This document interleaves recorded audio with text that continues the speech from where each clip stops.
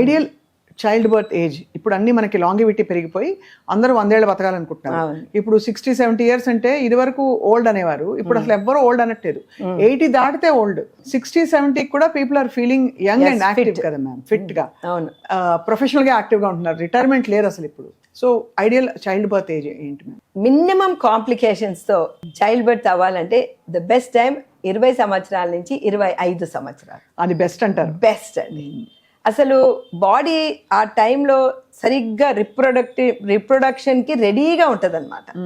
ఆ టైంలో ఇంకా మనకి 30s తర్వాత బాడీ యొక్క రెసిలియన్స్ తగ్గిపోతుంది. రెసిలియన్స్ తగ్గిపోయి బీపీ, షుగరు, థైరాయిడ్, ఫైబ్రాయిడ్స్ ఇవన్నీ వచ్చే అవకాశం ఎక్కువ ఉంటుంది. తర్వాత ఓకే అంటే బిట్వీన్ 25 years to 30 years అనేది సెకండ్ బెస్ట్. 30 years తర్వాత ఈ ప్రాబ్లమ్స్ వస్తాయి. మరీ 35 years తర్వాత అండి వాళ్ళకి ఈ ఎగ్స్లో రిజర్వ్ తగ్గిపోతుంది. ది రిజర్వ్ అంటారు అనమాట, ఓవేరియన్ రిజర్వ్. ఈ ఓవేరియన్ రిజర్వ్ తగ్గిపోతుంది. సో కన్సెప్షన్ అనేది 40 years తర్వాత బాగా తగ్గిపోతుంది. సో అందరు ఇప్పుడు ఏం చేస్తున్నారు, 30-35 years కెరియర్ మీదనే బాగా కాన్సన్ట్రేట్ చేస్తున్నారు. కెరియర్ మీద కాన్సన్ట్రేట్ చేసి ఏమవుతుంది, ఆ టైంలో ఎగ్ ప్రిజర్వేషన్కి వెళ్ళిపోతున్నారు. అది మంచి పద్ధతి మీ దృష్టిలో? అంటే నాట్ ఐడియల్ అంటారు. అంటే ఇట్స్ అగైన్ ఎగ్ ప్రిజర్వేషన్ చేసినాక మళ్ళీ వాళ్ళు ఐవీఎఫ్కే వెళ్ళాలి. అంటే వాళ్ళు న్యాచురల్ గా ట్రై చేయొచ్చు, 40 తర్వాత కూడా అవుతుంది, ప్రెగ్నెన్సీ వస్తుంది. ఈ కోవిడ్ టైంలో we have seen in 40s చాలా మంది coming in 40s with Covid టైంలోనే మాకు అవగాహన వచ్చిందనమాట 40s లో ప్రెగ్నెన్సీస్ మేనేజ్ చేయడం. 47 years was the maximum age that we have conducted the delivery అనమాట. ఇక్కడ బెస్ట్ టైమ్ మనకి what is the best time to delivery అయితే 20 to 25 అంటారు. అవునండి, అవును. అండ్ ఈ ఎగ్ ఫ్రీజింగ్ అంటే it changes the whole play of nature. అంతే కదా. అంటే ఇదివరకు మనకి child birth are even conceiving baby అంటే ఒక సడన్ గా ఒక రెవల్యూషన్, ఒక పెద్ద న్యూస్, ఇంట్లో హ్యాపీ న్యూస్, ఆ కల్చరల్ ఇది ఉండేది. ఇప్పుడు చాలా క్లినికల్ అయిపోయింది హోల్ ప్రాసెస్. సో షిఫ్ట్ మీకు కనిపిస్తోందా, మీకు అనిపిస్తోందా జనరేషన్ షిఫ్ట్? డెఫినెట్లీ అండి. అంటే చాలా మంది ఏంటంటే ఈక్వల్ గా, అంటే బాయ్స్ గర్ల్స్ అందరికి కూడా ఎడ్యుకేషన్ వైజ్ ఈక్వల్ గా ఉన్నది కనుక మేము కూడా ఎందుకు ఉద్యోగం చేయకూడదు, ఎందుకు కెరియర్ తీసుకోకూడదు అని చెప్పి అనుకుంటారు. కానీ ఒక్కటి నేను చూశాను అనమాట, యుఎస్లో అంతా కూడా they take a career break. 1 or 2 years career break ఎర్లీలోనే తీసేసుకొని 2-3 పిల్లలు అనేసిన తర్వాత మళ్ళీ కెరియర్లోకి వెళ్ళిపోవడం. అది best. That is the best thing. నేను ఎంతో మందికి నేను అదే సజెస్ట్ చేస్తాను.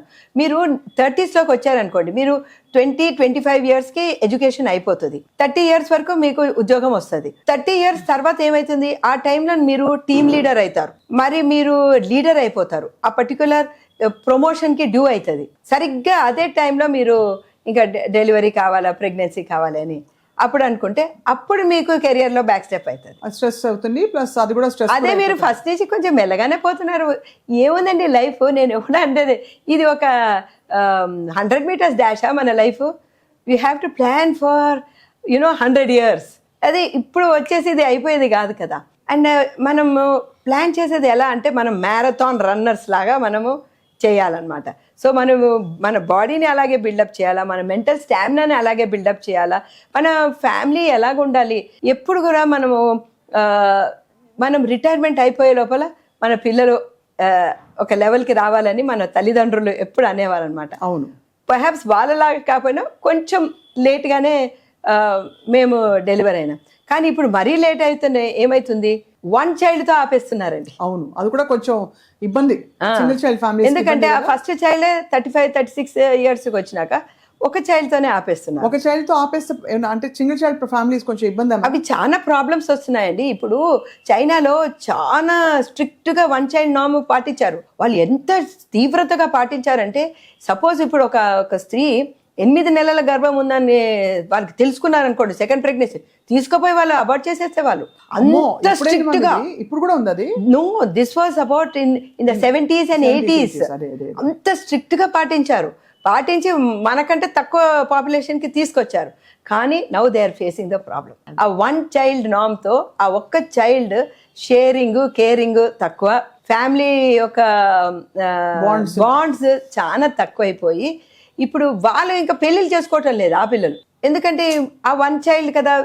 అంటే ఫ్యామిలీ అంటే ఏంటి, ఆ బ్యూటీ అంటే ఫస్ట్ ఆఫ్ ఆల్ మనకు ఫ్యామిలీ అనేది, మనమంతా జాయింట్ ఫ్యామిలీ నుంచి వచ్చిన వాళ్ళు. దాంట్లో అది ఏంటి, న్యూక్లియర్ ఫ్యామిలీ ఏంటి, అసలు ఫ్యామిలీ అంటే ఏంటి, అదే కదా, ఇవన్నీ కూడా వాళ్ళు చూడలేదండి.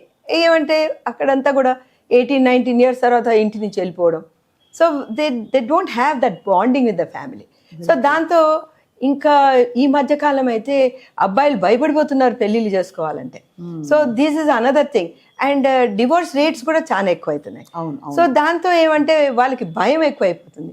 So where should be change this attitude అనేది, నేను ఇద్దరు ముగ్గురు మాట్లాడినా కూడా వాళ్ళు సెకండ్ చైల్డ్కి వెళ్ళాలంటే కూడా చాలా భయపడుతున్నారు. కానీ there is a small ray of hope అనుకో, చిన్నది ఎక్కడో ఒక ఆశా కిరణం నాకు కనిపిస్తుంది.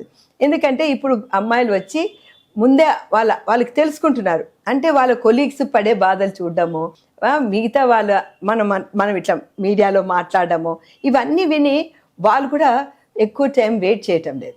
మ్యారేజ్ అయినాక now they are planning. Even coming many people రెండోసారి ప్రెగ్నెన్సీకి కూడా వస్తున్నారు. సో ఐ థింక్ కొంచెం చేంజ్ ఆఫ్ యాటిట్యూడ్ వస్తుందేమో, మనం మాట్లాడితే వస్తుందేమో.